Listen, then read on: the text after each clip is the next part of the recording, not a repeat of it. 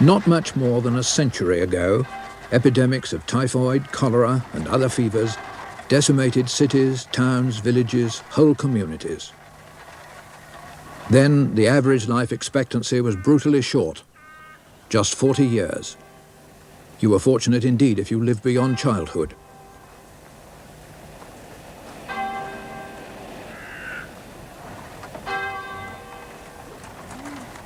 Large families were the only means of ensuring any family at all.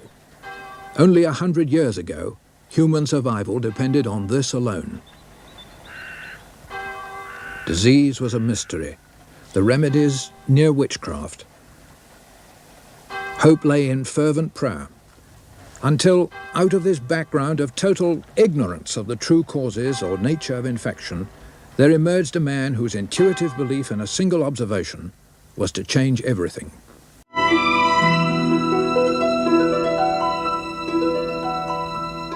A piece of copper wire and a battery.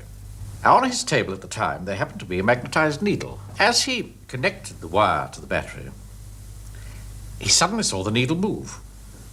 By chance, you may say, but chance only favors the mind that is prepared. That discovery was barely 20 years old before it had its application in the wonders of the electric telegraph. And so, gentlemen, a new idea or discovery is like a child. It awakens hope, but no more. But let it be cultivated, let it grow, and then you will see what it will become.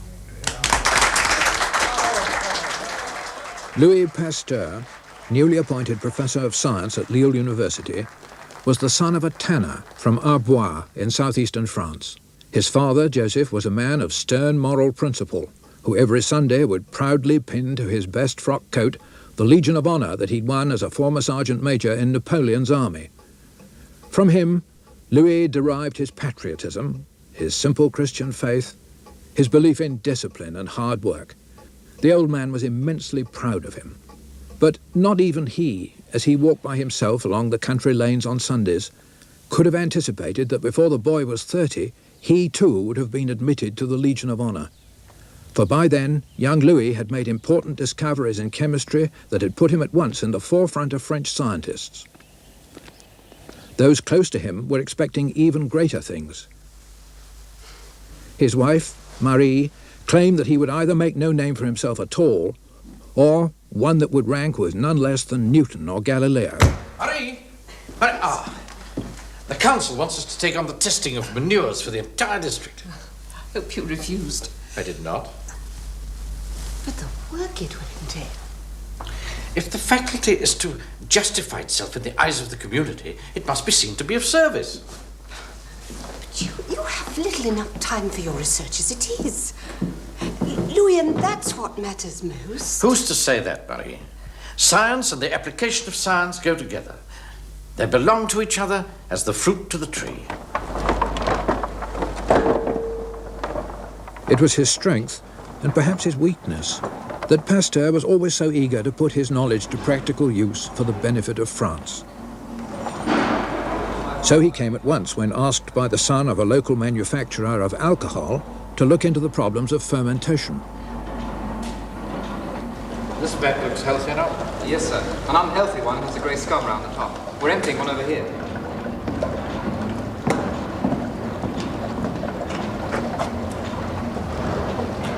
See, sir?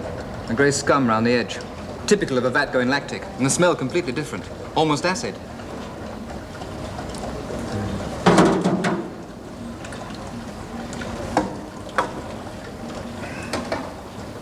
The manufacture of alcohol by adding yeasts to pulp sugar beet was a long-established process. But from time to time it went wrong, and no one knew why. At this time, all fermentations were held to be purely chemical processes, despite the fact that in some of them the yeasts had clearly been seen as minute living organisms. You can see them quite clearly. Have a look.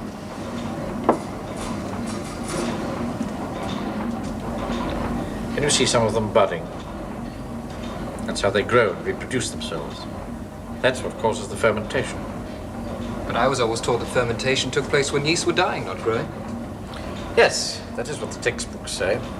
And some chemists, like Liebig, will hear of nothing else, but they're wrong. In fermentation, the yeasts are not dying, but growing. But the other vats, there's fermentation going on there, even if the wrong sort. And there the yeasts aren't growing. Ah. But suppose yeast isn't the only thing that causes fermentation.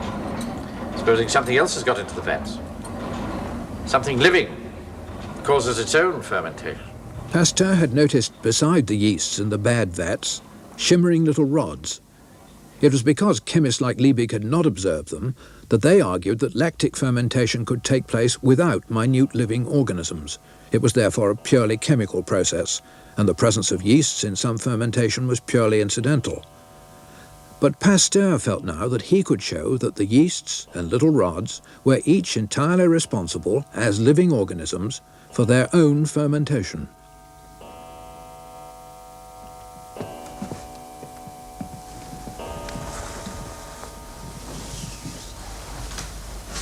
It's gone 11. Well, you'll be back here by 6 in the morning anyway. You must get some sleep. They're growing and reproducing, Marie. My little organisms are producing lactic acid. As when milk ferments and goes sour. I really can't accept his ideas. Nothing fits them. Whose ideas? Liebig's. I'm quite sure he's wrong. It's not just a chemical process. He came nearer to the truth in a lampoon he once wrote than he ever came in his serious writings. Something Liebig published as a joke? Yes. Would I find it funny? Oh, I don't know that I should tell you. It's slightly indecent. I find it hard to imagine an indecency of yeast cell. Well, he had the idea that yeast cells were minute animals, shaped like a distilling apparatus. They eat sugar and eject alcohol from their anus and carbon dioxide from their genitals. But is that all? Well, I don't find it altogether seemly or particularly funny. But he could almost be right. What have you got to do to prove him wrong? Oh, I'll never prove my case. I must demolish his. I'll publish my work on lactic fermentation. That's the battle to be won first. Yes. I shall read a paper on lactic acid to the Lille Scientific Society. The Academy will have to wait until we get to Paris. Paris? We're leaving Lille? Didn't I tell you? No. I wrote to Dumas. The École is a shadow of its former self, Marie. I've offered to become Director of Administration and Scientific Studies. There's little doubt that the offer will be accepted. But with all your work on fermentations. Well, that needn't be interrupted. If France's premier science college, to which I owe so much, is losing its good name, then the least I can do is offer my services. It's a question of duty. Duty to whom? To France, our country. You have other duties.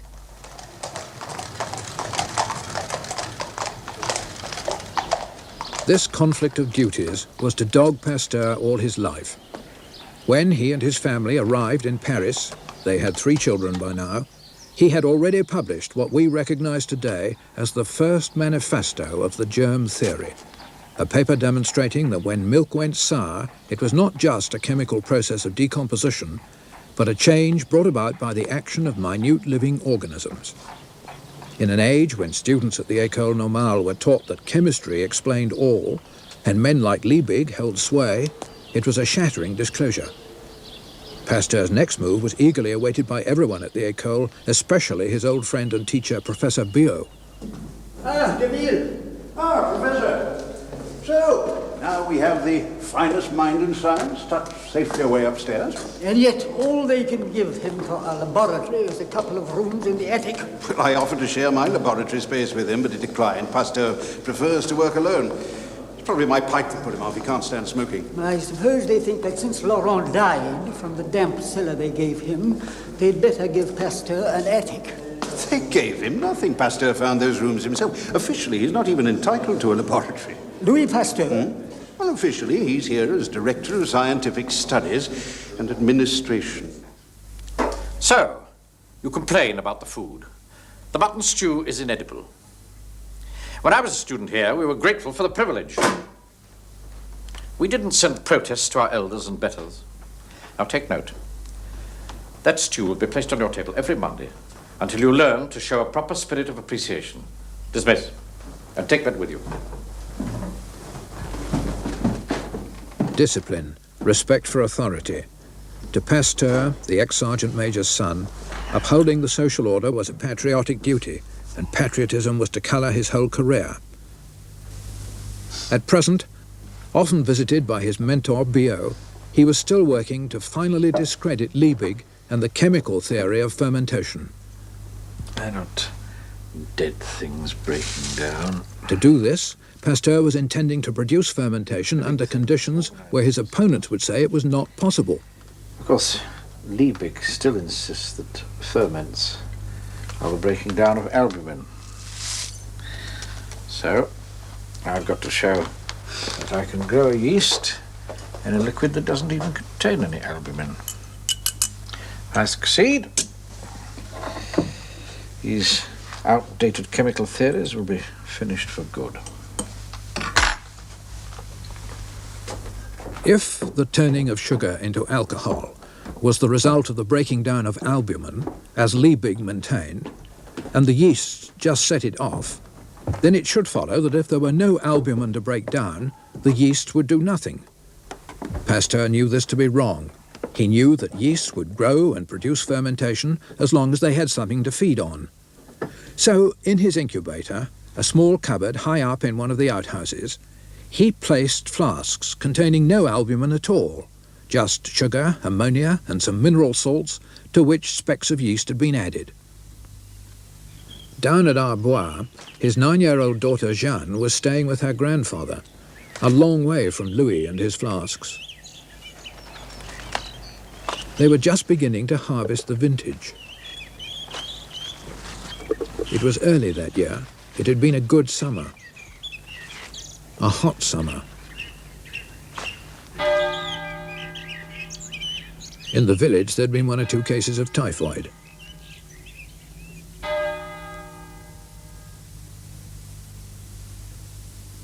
Leaving Louis tending his experiments and administrative duties, Marie left Paris and went down to Arbois, where Jeanne had been taken ill.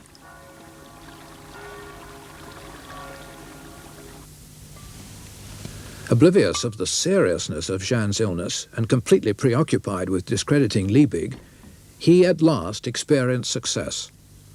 A flask containing no albumin or organic material to break down had become cloudy, showing that the yeasts had multiplied exactly as he'd hoped they would. The chemical theory of fermentation was disposed of at last. In September 1859, Jeanne died of typhoid. Pasteur wrote to his father, I cannot keep my thoughts from my poor little girl, so good, so happy in her life, which this fatal year has taken from us. Let us think now of those that remain, and try, as much as lies in our power, to keep from them the bitterness of life. Now, with a young assistant and a larger laboratory, Pasteur was determined to inquire more deeply into this new order of life. Where did these minute creatures come from? If they could find their way so easily into so many substances, the obvious place to look first was the air. So he and his assistant set up a pump to draw air through the window and trap everything it contained on a wad of gun cotton. The gun cotton would then be dissolved in alcohol and the resulting suspension examined under the microscope.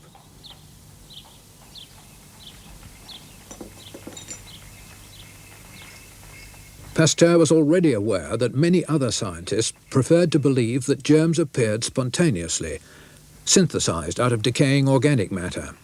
This completely undermined Pasteur's belief that germs could one day be controlled. What he saw under his microscope confirmed that they did indeed come from the air. In every sample there were hundreds of organized living bodies. Here were the organisms that, like his yeasts, could transform whatever they fed upon. He was about to demolish yet another of the old guard's bastions. I understand he's trying to discredit the doctrine of spontaneous generation. It's a maze he'll never find his way out of. Well, Louis says it's essential that people realize that the lice they see crawling on bad meat have not been spawned by the meat itself, but by other lice. But every scientist knows that nowadays. Well, perhaps. But with these almost invisible creatures that Louis has been finding, it's difficult to convince people that these organisms don't just spring into being by themselves, by chance. That's the doctrine that he can't believe.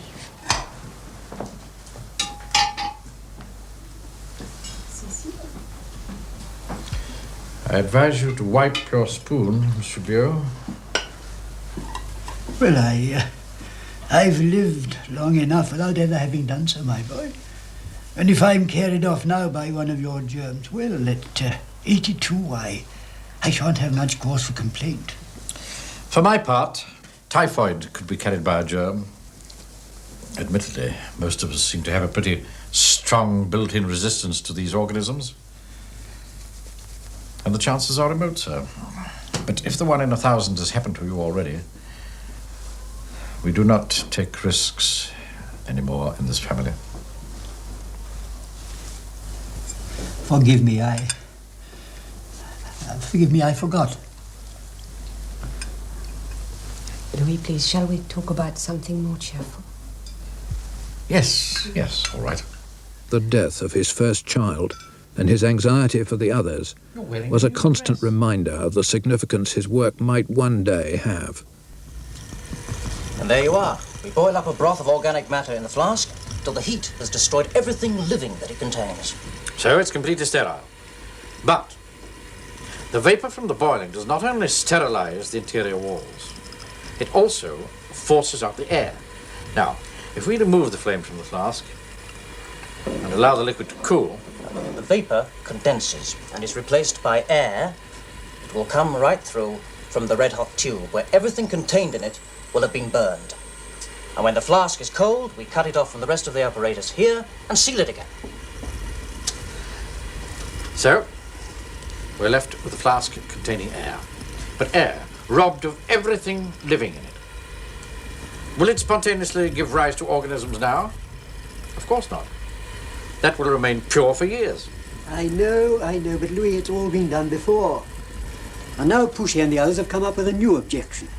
What new objection? When you heat the air, you say you have killed the germs. They say you have killed the life force.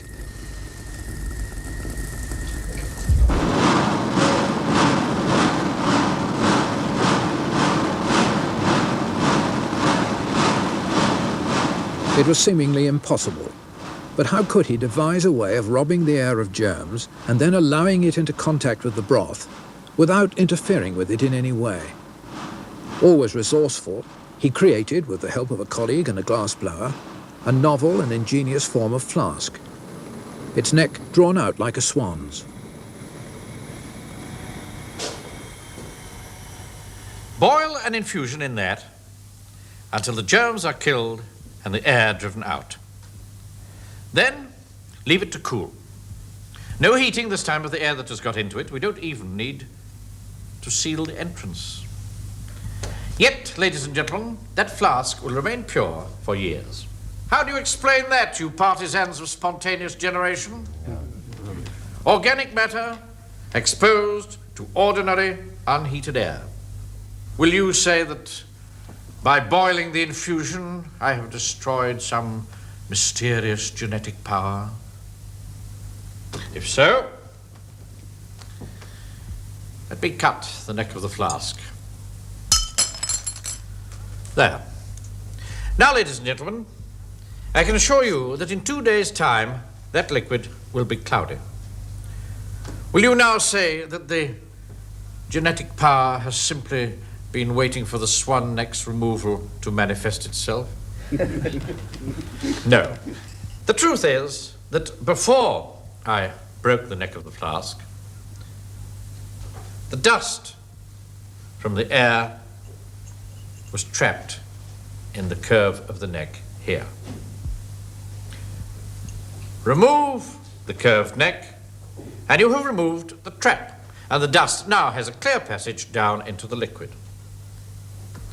As a further proof, I'll take another flask containing a similar infusion and shake it so that the liquid now makes contact with the trapped dust, and it too will begin to alter. For if only one tiny organism makes contact with the liquid it needs to feed on, it will multiply rapidly and thus cloud the liquid. The partisans of spontaneous generation were unimpressed. So Pasteur chose another, more spectacular way to prove his point, that if the air was free of germs, an infusion would suffer no change. I've got a broken one there. Well, send that one back, please. Yes, Monsieur Pasteur. With a number of flasks, in each of which some broth had been boiled, the air driven out and then resealed, he set off for the countryside round his hometown of Arbois.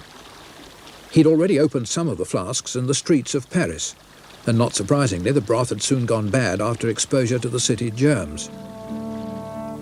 But in the country, the air would be purer, and according to Pasteur's theory, fewer would go bad. Here among the vineyards, the flasks were opened and immediately resealed.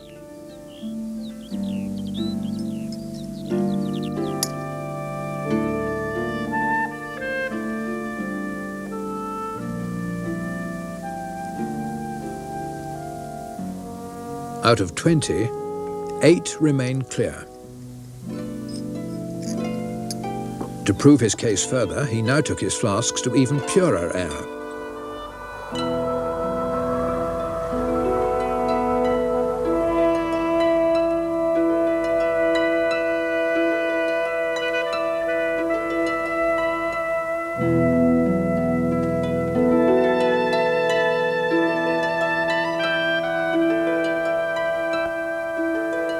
With his assistant and a mule and an Italian guide, he ascended to an alpine glacier.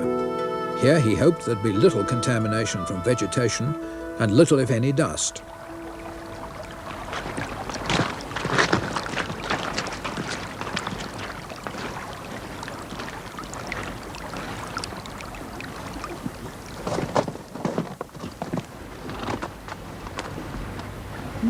The climb was not made any easier by the Italian guide's inability to understand French, much less science.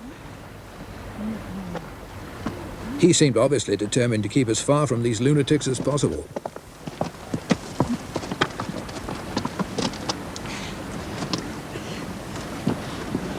Why must he go so fast? The slightest knock can break those flasks. Well, he doesn't understand, sir. What, doesn't he realize what's at stake? He thinks we're mad. Be careful, sir! There's a vacuum in every flask! There.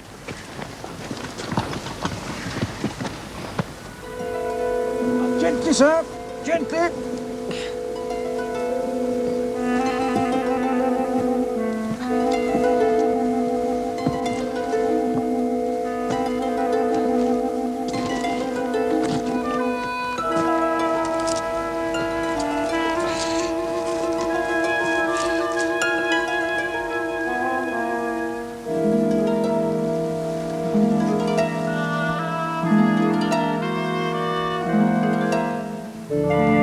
All 20 of the flasks had remained intact.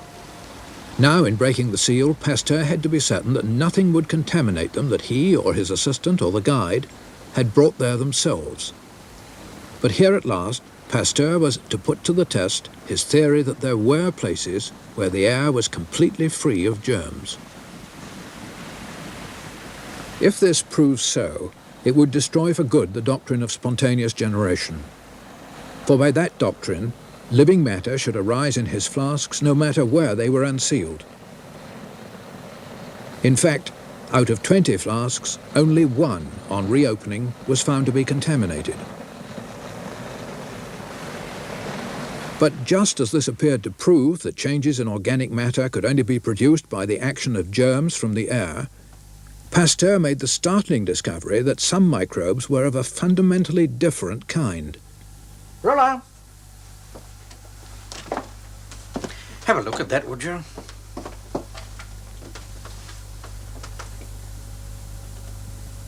Tell me what you see. Little rods moving about in chains. Like a string of barges on a river. Yes. What else do you see? Oh, nothing that I haven't seen many times before, monsieur. Look closely at the edge of the drop, where the fluid comes into contact with the air. The organisms have shriveled up and died. Now the center of the drop. They thrive, monsieur. Well?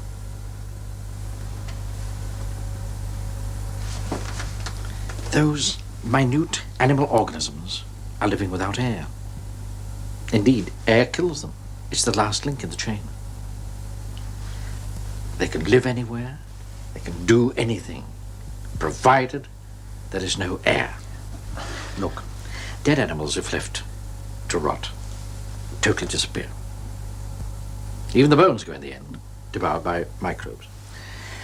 Deep in the body of a substance, protected from oxygen, they go about their job. That's how it all works. How what works? The whole system of creation. Don't you see, Roland? In these infinitely small creatures, God has placed extraordinary powers of decay and destruction. Without them, the world would be filled with garbage. There would be no decay, no change, no life. For everything that is needed for the renewal of life is taken by these tiny animals from the decomposing dead.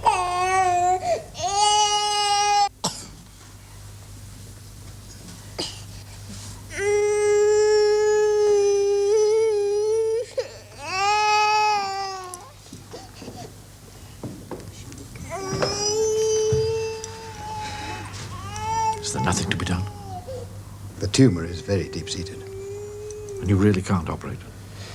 I'd advise against it in the strongest terms. But can you? We can, yes. Why the devil don't you? It's the only thing left. Look, if we operate, we may remove the tumour, or most of it at least. But if she doesn't die of shock, she's very weak already. She'll inevitably succumb to blood poisoning. I spent my life diagnosing diseases I've no means of curing by medicine or surgery. We're helpless.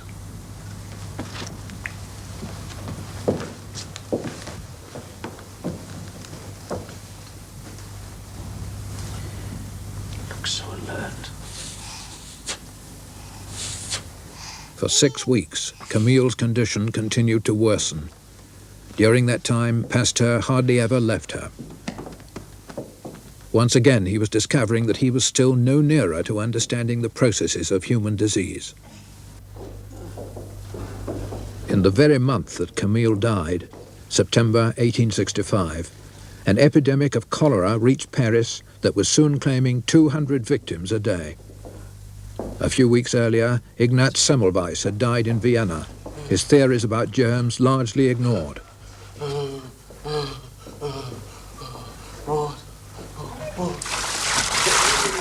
Treatments were still crude. Ice-wet blankets were wrapped around the patients to reduce fever. And to combat the miasma, the mysterious factor in the air believed to bring on the disease, sulfur was burned.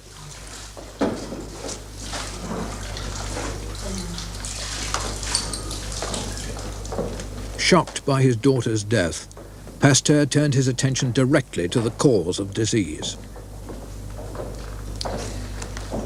Is this the best that can be done for these poor people? Leeches? Any better suggestions? I'm not a doctor. Perhaps I should have been. How does it spread? It's a poisonous agent in the air. Must be. Like the ones I find in my fermentations. We must find it and isolate it. By sucking air from the cholera ward through the ventilator, he hoped to trap the microbe. For just as he was convinced that for every fermentation, a particular microorganism was at work, Pasteur now believed that for every disease, a specific microbe was similarly responsible. How's it going? Well, monsieur. I'll take over for a bit now.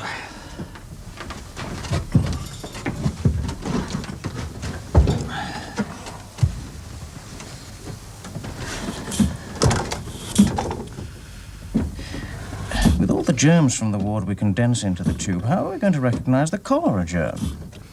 Isn't it possible that it's too small to be seen, monsieur? Yes, it is. But if only we could isolate one organism from the air that's identical to one in the blood of a cholera victim. Sadly, he was unaware that already an Englishman had observed that water was the key to the transmission of cholera. In any event, just to sort out the myriad organisms they found in the air from the ward was a hopeless task.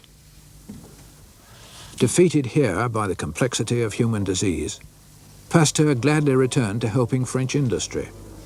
For a time, the diseases of silkworms were to occupy him.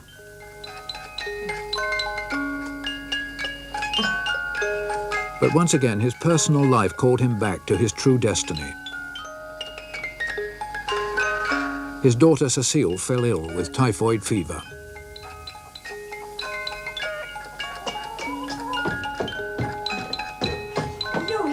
Louis. Oh. How is she? Save yourself. I fear I dragged you from your work under false pretenses. She's so much recovered. Dearest Cecile. And all my silkworms so sick in LA's. What a fraud you are. Take her in now, Dr. Pleshwood said she should not exert herself too much. Yes. Come.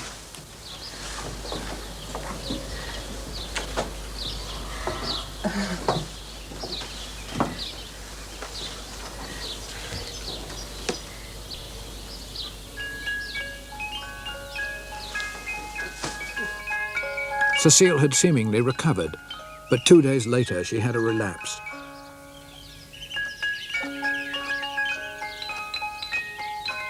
Like her sister, she was another victim of one of the diseases that Pasteur was still no nearer understanding.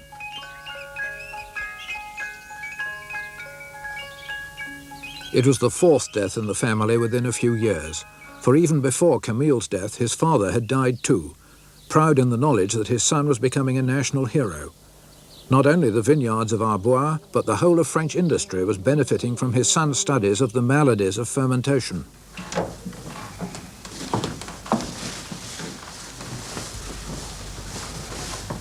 I thought you were lying down. I have to be at the academy at 2:30. But you weren't feeling well. You were shivering at lunch. It's past. And anyway, if members of the academy are waiting for me to deliver Salambani's paper, I can't let them down. They're not progressing very fast down there, are they? Well, at least they've started. But I think that they preferred to spend millions on a new opera house rather than on my laboratory. Well, you got your way in the end. It'll be finished by the spring. In Germany, they've built palaces for medical studies. The ones in Berlin and Bonn cost 4 millions each. And France is catching up. France has not yet begun. Louis, you're not well. Curious tingling sensation. Look, rest this afternoon. I'll send a note to the academy. I promised Salambani I would deliver his paper, and deliver it I will. I'll be back about 5. When he'd delivered his lecture, Pasteur had returned home tired. At 9 o'clock that evening, after a light dinner, he'd gone early to bed. Marie! Marie! Marie! Marie! Oh, look, sit. I speak. Suddenly the whole of my left side. I'll get Dr. Cornelius. I'm afraid there's very little hope. Dying? Pasteur? I don't believe it. Hemiplegia. He's paralyzed down the left side, and he's almost lost the power of speech.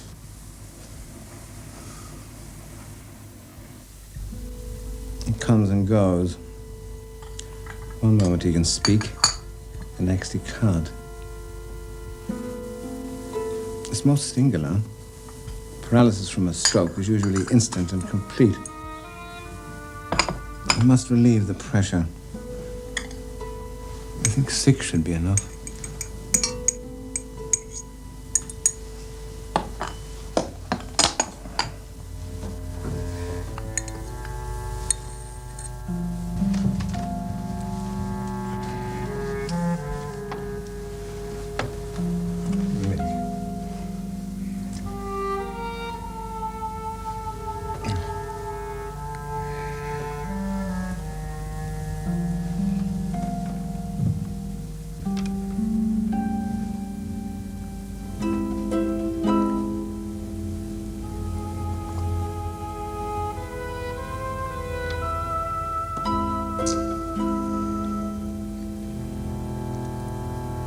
Is this the best that can be done for these poor people? Leeches. Any better suggestions? I'm not a doctor. Perhaps I should have been. In my life diagnosing diseases I've no means of curing, by medicine or surgery. We're helpless.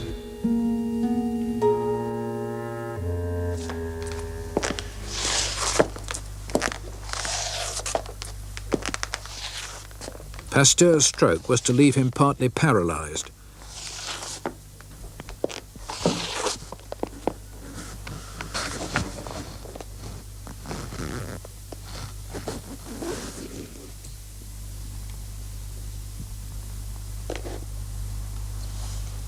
But it wasn't only his illness that clouded his career at this time.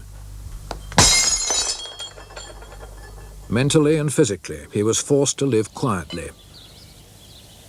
Fermentations were still the only studies in which he achieved practical results, and it was for this work that he was elected by one vote in 1873 to the Academy of Medicine.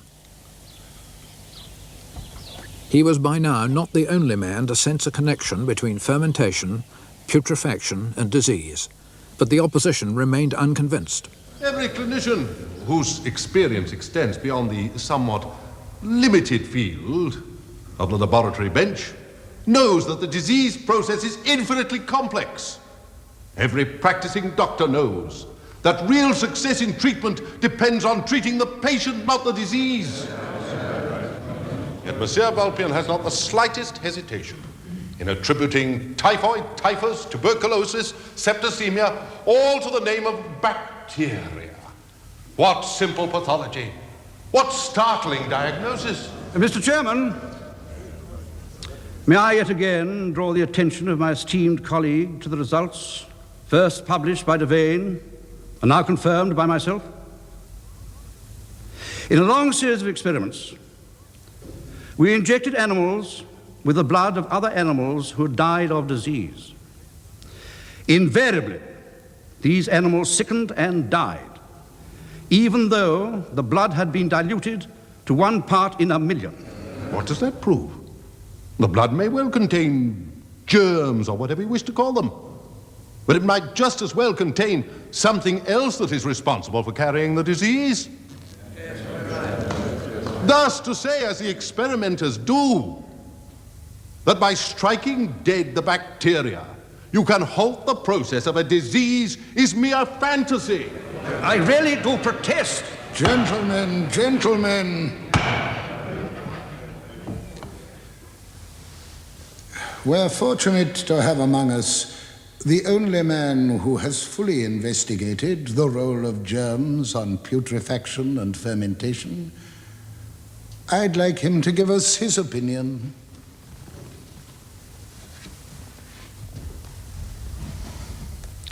I hadn't intended to speak, and I haven't studied the diseases that you were discussing. But in all the fermentations that I have studied, lactic acid in milk, butyric acid in butter, and recently that of beer,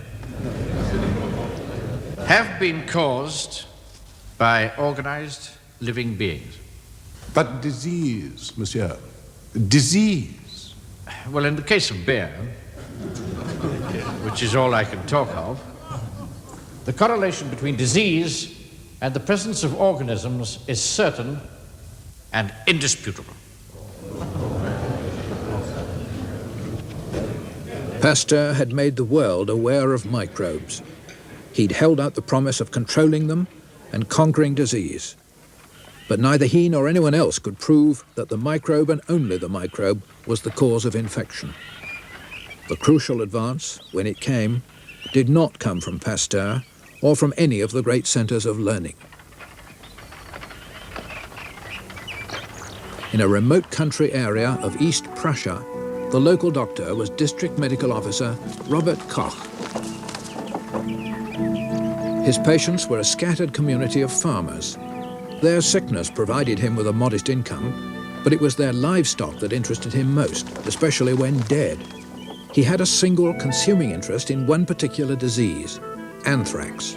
It was ravaging the district, and year after year it would reappear in the same pastures without any apparent source. Well, you might as well bury it. Hardly worth our trouble, Doctor. The trench will be reopened before the night's out and the carcass stolen from me. Well, before you do, I'll just take that blood sample. What do you want that for?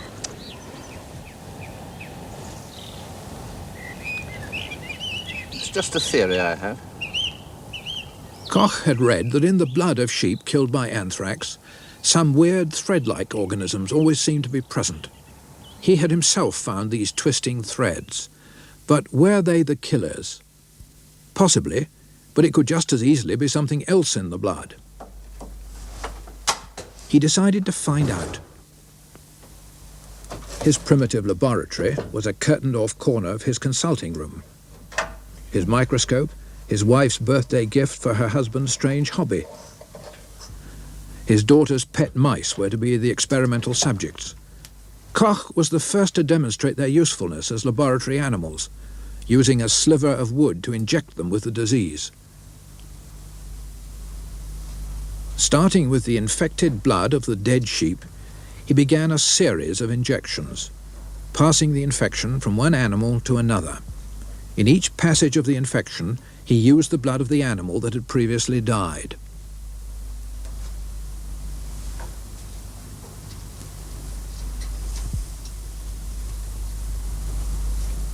Methodically, he carried out autopsies on each of the dead animals. The blood and body tissue all showed clear symptoms of the disease. The spleen, for example, was always enlarged. But more important for Koch, after as many as 20 consecutive passages, he could always find the twisting threads in the blood and tissue fluids. He noted that these bacilli invariably multiplied. But in essence, Koch had got no further than other researchers.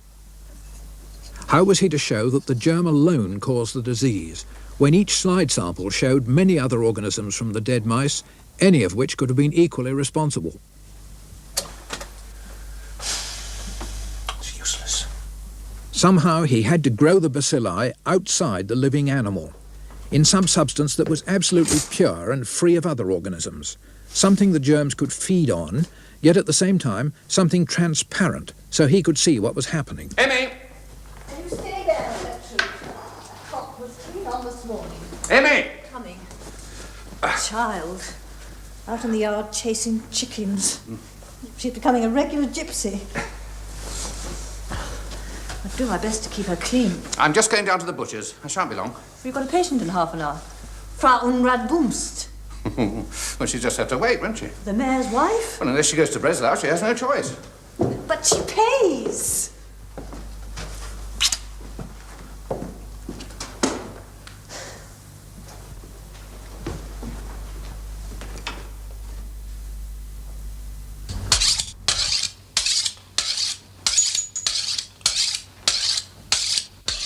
More blood, is it? No. But the animal must be healthy. an ox or a cow. How can I be sure it's a sound beast? I wouldn't slaughter it for meat if it weren't. What part of it do you want? Its eye.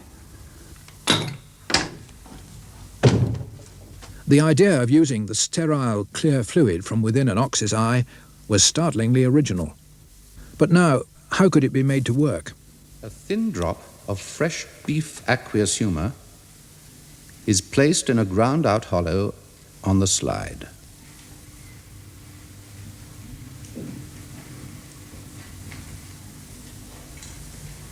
And seeded at the periphery with infected spleen.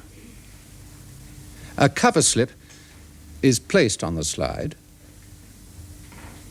and as a temperature indicator, a drop of tallow is placed on the inner surface. It will melt if the temperature rises to 45 degrees. A temperature of 40 degrees is satisfactory for my experiments. The preparation is sealed with oil to exclude bacteria from the atmosphere, and although there was only a small amount of air in the slide preparation, experience shows that it is adequate. A petroleum lamp is used as a heater, and the microscope placed on a stand just above it. To minimize all temperature changes, the apparatus is shielded from drafts.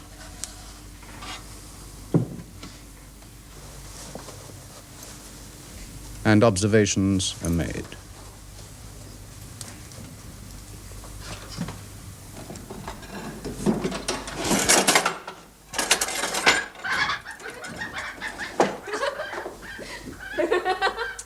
Leave those hens alone, Gertrude!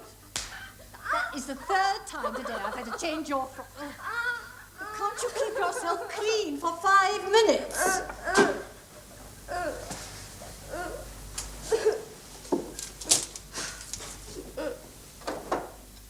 In the first 2 hours, the bacilli become thicker. Then growth begins. After 3 to 4 hours, the bacilli elongate 10 to 20-fold. They then bend and form a network.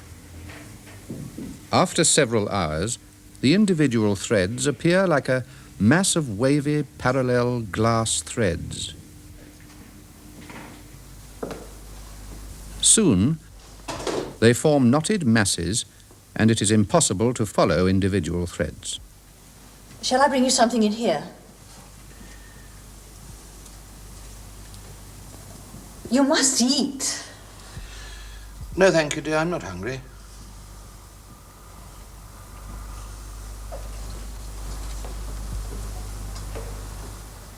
After 10 to 20 hours, the contents of the more vigorously growing threads become finely granulated.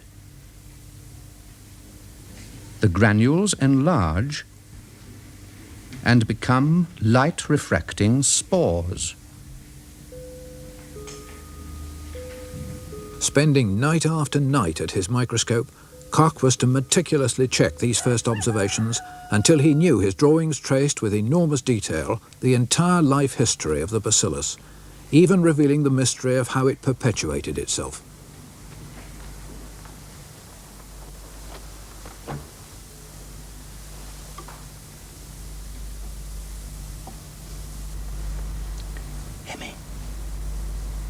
Emmy. What is it? Well, what's the time? It's dawn. Been working all night. You must be tired. I hope it's worth it. They have spores.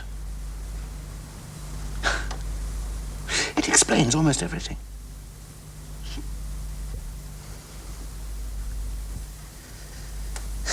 The knowledge that the bacilli could give rise to seed-like spores went a long way to explaining the peculiar perniciousness of anthrax. Making use of his new sterile medium, he was able to inoculate animals with the spores alone, free of all other organisms. It invariably produced anthrax. But only after 3 years' repeated experimentation did Koch write to his nearest authority on bacteriology, Ferdinand Kohn, professor of botany at Breslau University. Esteemed Professor, after many failures, I have finally succeeded in elucidating the developmental cycle of Bacillus anthracis. I would be most grateful if you, as our foremost authority on bacteria, would give me your criticism of my work. Since my demonstration material cannot be preserved, I seek your permission to demonstrate the critical experiments over a period of several days. He's already here, down in the courtyard, unpacking his material.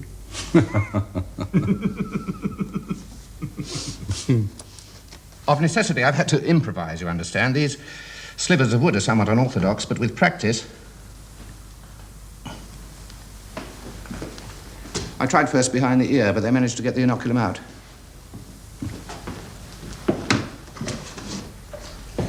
Now, if you care to examine this slide, gentlemen. It shows the spleen of an animal I injected yesterday. You can observe the bacilli in the first stages of their elongation. I'm going to show the entire elongation process, including the moment when the indentations appear and the bacillus is about to divide. So clear, so pure. I used the aqueous humour of an ox's eye in a ground-out hollow in the slide.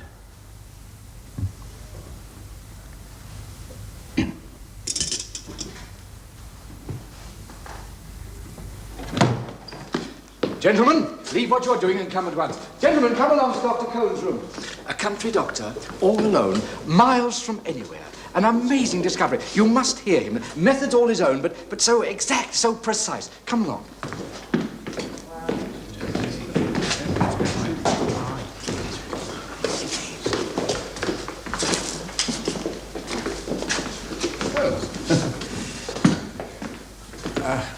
At still lower temperatures, the formation was correspondingly more languid.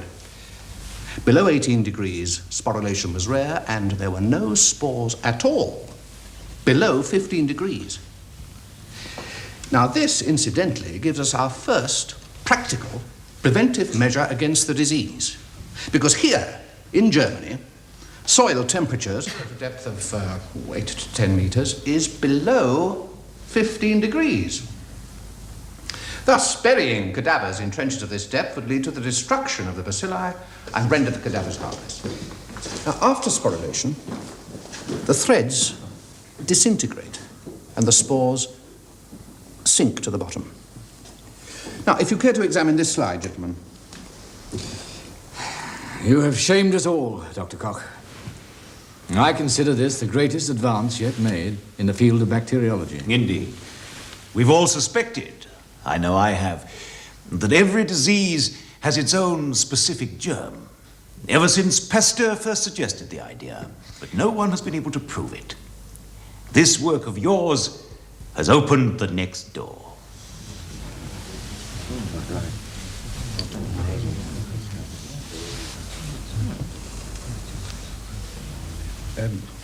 Shall I go on, gentlemen? Go on? Yes, please, Dr. Koch. Do please go on. Well, having thus eliminated putrefactive bacteria as a possible agent, we're left with the inescapable conclusion that one type of bacillus can produce a specific disease. And this leads us naturally to the next step, which is the conquering of all disease in man.